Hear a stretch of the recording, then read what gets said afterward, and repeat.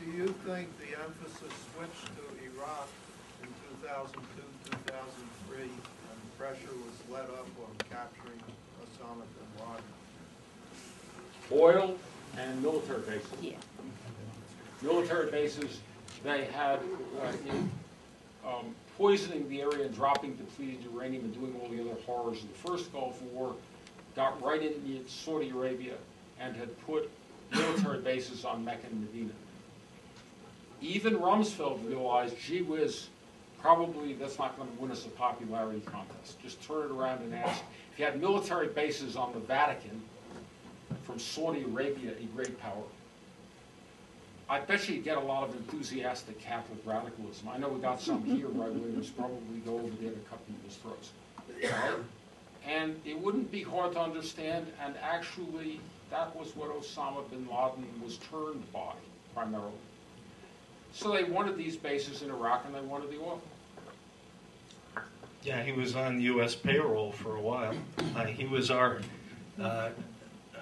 logistics chief and recruiter for the so-called Mujahideen, who were in fact basically the Afghan version of the Contras, murderers, saboteurs in the guise of freedom fighters that were launched upon Afghanistan in 1978-79, first by the outgoing Carter administration, and then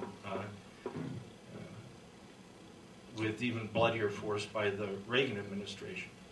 So it wasn't so much an Iran-Contra affair that exposed all the crimes the U.S. was committing in Central America by selling arms to Iran and then financing the Contras in Central America.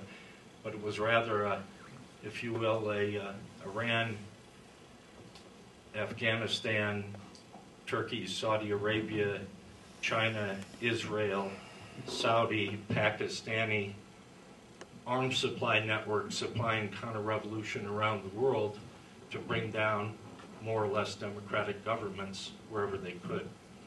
And we thereupon wound up one set of terrorists and launched them in Afghanistan, and like the ever-ready bunny, they just keep going and going.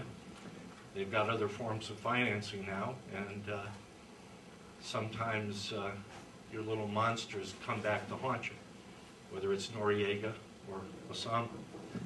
But there's, why don't we move towards the front?